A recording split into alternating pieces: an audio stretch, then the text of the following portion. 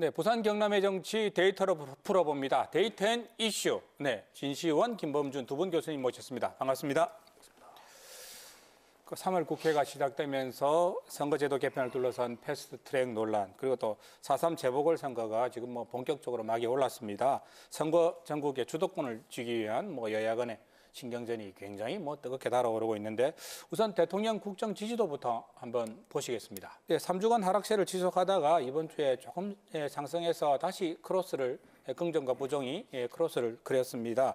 네, 정당 지지도 역시 민주당이 조금 더 올랐고요. 대통령 지지율이 최근 3주 동안 계속 떨어졌었죠. 네네네. 맨 마지막으로 바닥을 찍었던 게 지난 하노이 회담 결렬 이후입니다. 네. 북핵 이슈가 실종되고 네.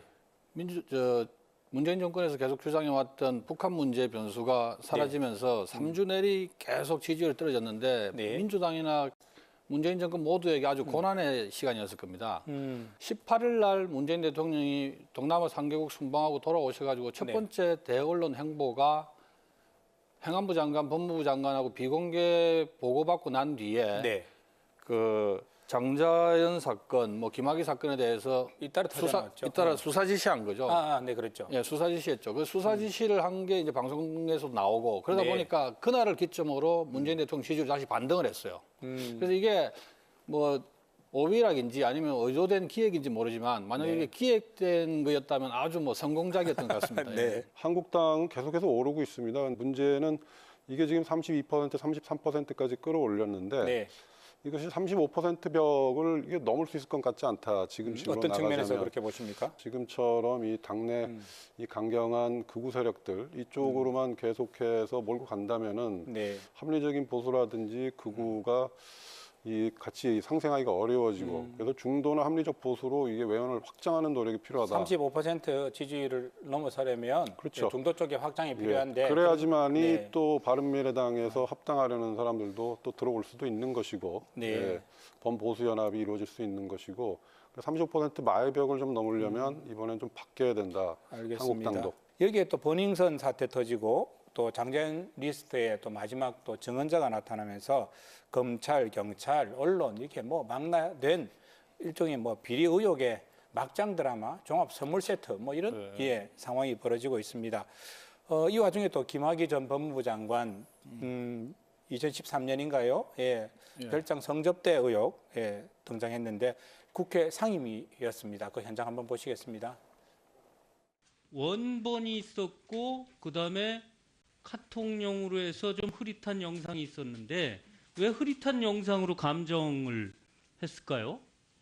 흐릿한 영상은 3월에 입수해서 감정을 의뢰했고 명확한 거는 그 후에 5월에 입수했는데 그 육안으로도 그 식별 가능성도 명확하기 때문에 감정 의뢰 없이 더 복잡하게 얽히고 있는 것 같은데 어떻게 보십니까? 이거 어떻게 풀어가야 된다고 보시는가요? 기본적으로 진실이 규명돼야지. 네. 그래야지 책임 규명이 있는 것이고 진실을 알아야 되는 거. 희생자들이 지금 상당히 어려워하고 있잖아요. 네. 상당히 어려움을 느끼고 있고 호소하고 있고 억울함을 호소하고 있는데 이런 것들이 권력이 나서서 지금 덮은 문제란 말이죠. 네. 검찰과 경찰이란 권력이 나선 거고 그보다 또 고위직들이 연루가 돼 있고 이러기 때문에 진실이 규명돼야 된다. 그래서 대통령께서 이번에 말씀하신 이 사건들, 세 개의 사건들, 버닝썬까지 포함해서 이런 것들은 철저하게 진상 규명이 돼야 되고 그래서 관련 장관 두 분이 또 거기에 대해서 조사를 새롭게 고민해 보겠다 하겠다라는 발언을 내놓은 것을 저희는 또 기대를 해야 되고 지켜보면서 이번에 무슨 일이 있어도 진실이 규명돼야 된다. 어떻습니까, 김 교수님? 이게 이슈가 입시로 덮여져서 사라져버리는 이런 상황. 그렇죠. 예. 네. 저도 말씀드리고 싶은 게 그 부분입니다. 지금 이게 사람들의 호기심을 자극하는 아주 종합 선물 세트 같은 거죠. 굉장히 불쾌한 선물 세트입니다. 아주 그렇죠. 예, 이게 무슨 탈세, 마약, 또 무슨 권력 유착, 섹스 할 것 없이 아주 또 연예인까지 등장하고 네. 이런 사람들의 호기심을 자극할 만한 모든 것들이 다 요소가 포함되어 있는 거다 보니까 이 이슈에 모든 다른 이슈들이 묻혀버리고 말았어요.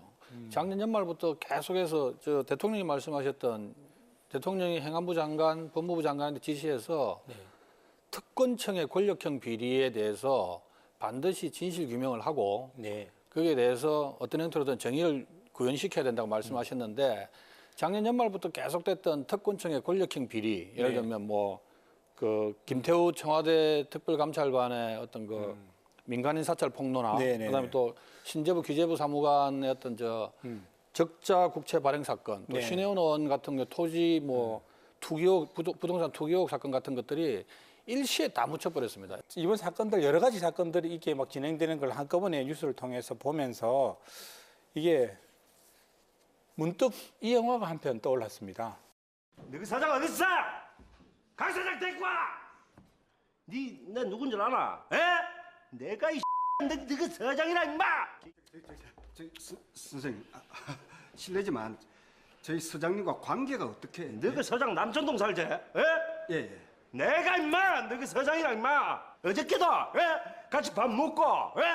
사우나도 같이 가고 에? 임마 이 임마 다 했어. 이 말이야 이 들이. 그래. 예. 그럼 일단 이 형사 일단 사과를 드리라. 이 영화 보신 분들이 그 한 5, 60년 전에, 4, 50년 전에 부산판 버닝썬 사건이 저런 형태가 아니었을까라는 뭐 이게 농담 아닌 농담, 자주 섞인 농담도 하긴 했습니다. 이게 뭐 여당이 지금 김학의 사건, 장자연 사건 모두 특급 도입하자 뭐 이런 이야기를 하고 있고 또 여론조사를 근거로 또 되고 있어요. 특검에 대한 여론조사는 찬성이 70%로 아주 높게 나오고 있어요. 또 이에 대해서 또 야당 측에서는 조금 전에 이야기하셨습니다만은 김경수 뭐 드루킹 사건 그리고 황운하 특검 하자고 지금 주장하고 있는 상태입니다. 한국당 내에서는 뭐 좌파 독재 저지 뭐 특별위원회인가요? 뭐 이런 뭐 진상조사단 이런 부분들이 뭐 지금 다 일제히 나서고 있는 모양새입니다. 공작 수사를 통한 선거 공작을 한 황운하 울산경찰청장과 전 울산경찰청장과 그리고 부실 수사를 넘어서 헌정 파괴를 은폐한 이주민 서울경찰청장, 전 서울경찰청장에 대해서 우리가 특검법을 발의하기로 했습니다. 곧 제출할 것이라는 말씀을 드립니다. 이렇게 맞서고 있는 이유 교수님 뭐라고 보시는가요? 지금 김학의 문제는 상당히 좀 심각한 문제죠. 이게 상당히 좀 난잡한 파티가 있었고 네. 그것을 지난 6년간 권력이 덮어왔단 말이죠. 이 박근혜 정부 시절에 있었던 것이고 그 당시에 또 김학의 이분이 또 차관으로 있을 때 장관이 또 지금 황교안 대표란 말이죠. 그래서 이게 지금 걸려 있는 것이고 이게 네. 또 이 연장선상에서 황교안 대표가 이번에 또 KT의 또 아들 입사 문제. 그 뭐 전에는 적극적으로 또 해명을 하고 있습니다. 황 그렇죠. 대표 여러 가지 그 부분은. 문제들이 계속 네. 터지고 있습니다. 그래서 이게 지금 일종의 기싸움에서 이제 전쟁 전투로 들어간 것이고, 근데 이런 것들을 좀 국민들이 좀 이렇게 쿨다운 시킬 필요가 있고, 네. 그래서 의혹을 던지는 쪽, 음모론을 던지는 쪽을 얘기를 자꾸 이렇게 흥미롭게 따라가는 것이 아니라 진실이 무엇인지를 밝히라는 쪽으로 들어가는 게 맞겠다. 알겠습니다. 네. 하나하나 매듭을 지어주면서 네네. 진실에 좀 더 가까이 가는 그런 작업들이 필요하다는 말씀인 것 같고요. 저는 야당이 자유한국당이 장자연 뭐 김학의 이런 특검을 네. 꼭 일부러 감싸는 것처럼 보호해 주려고처럼 하는 거 정말 잘못했다고 봅니다. 네. 왜냐하면 야당이 특검을 받아야 될 때 전혀 주저할 이유가 없을 것 같아요. 이게 지금 괜히 특검을 주저하거나 또 뭐 장자연 김학의 사건을 덮으려는 인상을 주는 건 그 자체가 국민들한테 아주 잘못된 시그널을 주는 겁니다. 야당이. 그건 실제로 특검을 해가지고 전 정권의 잘못이 일부 드러나는 것보다도 네. 더 안 좋은 신호죠. 한국당이 관계돼 있구나라는 의심을 할 그렇죠. 이유가 없다. 지금 사실상 뭐 지금 드러날 만큼 드러났고 네. 계속 언론에서 호도를 하고 있는 것 중에 하나가 김학의 전 차관이었을 때 황교안 대표가 뭐 장관이었기 때문에 문제가 있는 것처럼 말씀하시는데 저는 김학의 사건의 쟁점을 두 가지로 봅니다. 하나는 그 검정의 문제였고 네. 두 번째는 검찰이 비호했다는 문제인데 검증의 문제, 김학의 전 차관이 차관이 되도록 왜 제대로 검증하지 않았느냐 하는 문제인데 이거 당시에 그때 청와대에서 제대로 검증하지 그렇죠. 못했다. 청와대 민정수석실이 검증의 책임을 네. 지고 있는데 그때 민정수석이 곽상도 의원이다 보니까 네. 자유한국당이 지금 막 이게 당하는 형태인데 실제로 검증의 책임을 지고 있는 공직기관 비서관은 조홍천 현 민주당 의원입니다. 네. 그러면 검증의 문제에서도 민주당은 자유로울 없고 너무 일방적으로 자유한국당이 당할 이유도 없고 두 번째 그 검찰의 비호 문제도 마찬가지입니다. 검찰의 비호 문제도 법무부 장관이고 차관이었기 때문에 장관이 책임져야 된다. 이건 아니라고 봐요. 왜냐하면 그 당시에 검찰 수사검사가 누구였는지 네. 또 그 당시에 검찰총장이 최동욱 전 총장이었습니다. 네. 그러면 이게 다 지금 현재 민주당 쪽 관계가 있으신 분들이기 때문에 오히려 저는 이게 적극적으로 특검을 도입하게 되면 지난번 드루킹 사건처럼 민주당한테 오히려 부메랑으로 작용하지 않을까 이런 생각도 있어요. 제가 좀 드리고 싶은 얘기는 이러한 여러 가지 여야가 던지는 양대 거대 정당이 이 던지는 여러 가지 의혹들, 그다음에 사건들 이런 데 국민들이 파묻히는 게 상당히 좀 이제 지쳤거든요. 그래서 진실 규명을 하는 쪽으로 좀 갔으면 좋겠고 또 하나는 양대 정당이 이런 식으로 맨날 힘싸움만 하고 국민들은 이렇게 살기가 어렵고 이런 상황에도 불구하고 정치 투쟁만 하고 있는 것. 그래서 이번에 선거제 개혁안이 상당히 중요하다. 그리고 공수처가 중요하고 네. 왜 그러냐면 공수처가 만들어져야지 이런 문제에 대해서 진실이 규명될 것이고 권력이 이런 문제들을 진실을 덮으려는 이런 것도 하기가 어려워질 것이고 선거제가 개혁되면은 네. 이 양당이 모든 것을 주도하고 어느 정당이 또 일을 안 하고 반대를 위한 반대를 하면 전국이 올스톱되는 이런 것들이 아니라 다당제가 서면은 합의제 민주주의가 좀 들어올 수 있는 것이거든요. 그래서 합리적인 합종 연예인도 가능해진다는 맞습니다. 이번에 말씀이시고요. 그래서 이 네. 사당이 만들어낸 이 패스트 트랙도 그런 부분에서 다당제 안에서 이루어지는 정책 연대라든지 연합의 가능성을 우리가 좀 본다는 측면에서 의미가 있던 것이고 이런 쪽으로 좀 발전적인 쪽으로 정치 담론을 끌어가는 게 중요한 것이다. 저는 이렇게 생각합니다. 알겠습니다. 조금 전에 이야기하셨던 부분은 또 그 황운하 지금 대전 경찰청장으로 경찰청장이죠. 예. 있으시더라고요. 예, 예. 이분이 뭐 불감청 고소원이다. 뭐 응하겠다 특검에라고 또 이야기를 해서 또 언론에 화제가 되었습니다. 한번 보실까요? 먼저 요청할 수는 없지만 특검 논의가 있다면 정말 진심으로 환영한다. 한국당은 물타기 특검으로 사건의 본질을 흐리려는 시도를 중단하기 바랍니다. 김학의 장자연 사건에 대한 철저한 진상규명은 법의 정의를 바로 세우기 위한 것이지 한국당이 주장하는 표적 수사와는 거리가 멉니다.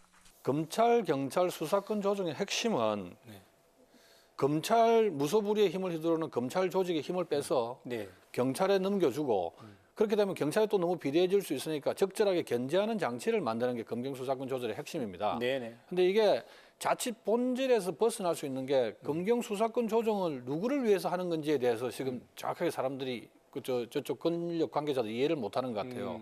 검경수사권 조정의 핵심은 결국엔 국민들의 권익을 보호해주고 그렇습니다. 네. 권력자의 시녀처럼 되어 있는 검찰이나 경찰을 제대로 국민의 편으로 돌리는 거거든요. 네. 권력자와의 관계 절연이 메인인데 이게 없이 자기들끼리 권력 나눠먹기, 기존에 검찰이 갖고 있던 권력을 경찰에 준다거나 자기들이 권력 나눠먹기 식으로 이렇게 조정이 이루어지면 지금까지처럼 검찰이나 경찰이 국민은 핫바지로 보고 대통령만 쳐다보는 상황이 그대로 초래될 겁니다. 사실 검찰의 권력이라는 게 기소권과 수사권을 지금 우리나라 검찰은 다 같이 가지고 갖고 있지 있죠. 예, 않습니까? 예. 그게 이제 그 민주당에서 주장하는 공수처법이라든지 검경수사권 조정을 통해서 기소권은 공수처에서 좀 분산을 지키고 또 수사권은 경찰에서 또 분산을 지키고 아마 이런 취지인 것 같습니다. 어떻게 보십니까? 이번에 국회 사법개혁특위에서 검경수사권 조정은 뭐 조금 전에 말씀하신 대로 거의 합의가 다 이루어졌던 겁니다. 80% 네네. 정도. 그래서 그 부분은 큰 문제가 아닌데 공수처 문제는 이제 서로 간에 얘기가 좀 많지 않았던 모양이에요. 그래서 이번에도 네.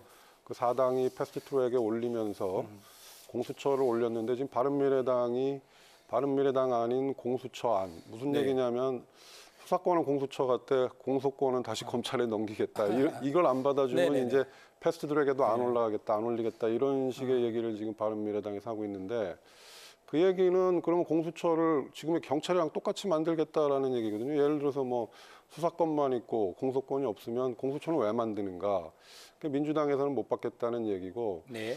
그 공수처 문제에 대한 얘기는 좀 더 진행돼야 되지만 예를 들어서 검찰이 다시 기소권을 가져가게 된다면 지금처럼 검찰이 덮었던 수사들, 네. 뭐 김학의 수사라든지 장자연 수사라든지 이런 것들이 또 재발될 가능성이 있다는 것이죠. 아무리 그래서 수사를 해서 뭐 네. 수사 결과물을 만들어내도 검찰이 네. 기소를 안 해주면 맞습니다. 뭐 이거는 재판에 다뤄질 수 없는 상황이 벌어질 수 이 있다는 공수처의 말씀이시고요. 중립성 문제를 네. 저희가 좀 고민해서 그 문제만 해결하면 공수처는 그 민주당 안대로 정의당 안대로 원안대로 가는 게 맞지 않나 이런 생각입니다. 지금 그 좀 생각이 다른 게요. 지금 패스트 트랙에 올려지는 법안들, 지금 현재 뭐 3개 법안, 4개 법안 얘기되고 선거제도 개선 관련 법안, 그다음에 공수처 법안, 네. 그다음에 또 검경 수사 조정권 법안이 3개 지금 패스트 트랙에 처리하려고 하고 있는데 네. 모르겠습니다. 이게 중요한 건 정작 중요한 건 선거제도 관련한 법일 수도 있는데 지금 그 문재인 정권의 어떤 입장, 네. 문재인 대통령의 개인적인 경험, 뭐 노무현 전 대통령 죽음과 관련된 검찰의 어떤 그 태도라든지 지금 문재인 정부 내에 검찰 조직을 바라보는 시각에서 비춰봤을 때는 네. 선거제도 개혁은 본질이 아닌 것 같고 네. 어떻게든 지금 공수처를 만들고 뭐 이렇게 검찰의 힘을 빼서 검경 조정을 하려고 하는 것 같은데 이게 너무 밀어붙이면요 네. 이게 부작용이 있을 수 있습니다. 실제로. 그 지금 선거제도가 중요한 게 아니고 공수처를 신설하는 게 목적인 것처럼 해서 계속 푸시를 하고 있는데 알겠습니다. 예. 예, 그런 부분에 있다는 지적이시고요. 패스트 트랙의 운명 어떻게 지금 될 걸로 보십니까? 자유한국당이 지금 우려하는 부분은 네. 패스트 트랙이 되어 가지고 법안이 통과가 됐을 경우에 이게 지난번에 20대 총선의 결과만 놓고 봤을 때는 자유한국당이 민주당보다 더 뭐 높은 의석수를 얻는 걸로 되어 있던데. 꼭 그렇게 나오는 게 아닙니다. 이게 정치 구조나 정치 지형의 변화를 초래할 수 있다고 보는 거죠. 또 달라졌다는 거 보는 그렇습니다. 거죠. 이게 무슨 20대하고 얘기냐면 다르다는 건 말씀이네요. 지난번 탄핵 때처럼 네. 그 자유한국당 내에 박근혜 탄핵을 반대했던 일부를 제외한 나머지 모든 사람들이 박근혜 대통령 탄핵을 찬성했지 않습니까? 네네. 이런 정치 지형이 다시 재편될 가능성이 있다고 보는 겁니다. 패스트 트랙으로 인해서 선거제도가 바뀌고 네. 선거제도가 바뀌다 보면 민주당의 2중대, 3중대 형태의 정당들, 군소정당들이 생겨나고 네. 그러면 TK 자민련으로 전락될 수 있는 극우 보수 꼴통 정당만 남고 그게 네. 한국당으로 위축이 되고 네. 나머지 2중대, 3중대 정당들이 생겨서 네. 지난 대통령 탄핵 때처럼 그런 식의 정치 지형이 재편이 되면 한국당을 중심으로 한 보수가 거의 뭐 제대로 쓸 자리를 가지지 못한다고 보는 거죠. 이게 왜 보수의 그러냐면 폭이 좁아지고 고립될 맞습니다. 수 예. 있다. 내년 총선에서의 네. 보수가 이길 수 있는 유일한 방법은 범보수권이 통합을 하는 방법인데 네. 지금 민주당이 아주 정치적인 의도로 네. 보수를 갈갈이 찢어놓고 있는 전략을 택하고 있는 겁니다. 그 대표적인 게 패스트 트랙이죠. 패스트 트랙을 통해서 선거제도가 관련된 법을 바꾸면 네. 지금 대표적으로 바른미래당 같은 경우가 지금 패스트 트랙에 찬성하고 있는 입장이지 않습니까? 네. 바른미래당 내부의 많은 의원들이 패스트 트랙이 갖고 올 파장에 대해서 지금 두려워하는 것도 그런 겁니다. 그러니까 바른미래당 내에서 계속 내분이 생기는 거죠. 보수로 분류되는 정치권의 인사들이 패스트 트랙 통과가 돼가지고 선거제도가 바뀌면 보수의 분열은 불을 보듯 뻔한 상황이 벌어집니다. 그런 측면 때문에 한국당은 받아들이기 자유한국당은 힘들죠. 반대할 수밖에 없고 그렇습니다. 예, 예. 한국당이 반대하고 또 이와 동조하는 바른미래당의 또 특정 의원분들이 반대하기 때문에 패스트 트랙은 패스트 트랙 통과되기 쉽지 않을 것 같습니다. 거라고 예, 예, 보시고요. 어떻게 보십니까, 교수님? 선거제 개혁은 뭐 김 교수님 말씀하신 대로 정당의 당파적 이익으로 접근할 수도 있습니다. 근데 또 네. 중요한 것은 대의민주주의에서 가장 중요한 것은 유권자들의 한 표가 네. 살아있는 것이죠. 네. 근데 지금 사표가 너무 많고 그래서 선거제도를 개혁하는 문제는 반드시 해야 되는 것이고 그렇게 하기 위해서 연동형 비례제를 만들다 보니까 비례성을 높이다 보니까 다당제로 가는 효과가 있는 것이죠. 그 다당제로 가면서 이번에 그 4당이 합의한 것도 다당제에서 이루어지는 배제와 포함의 정치가 이루어진 것이거든요.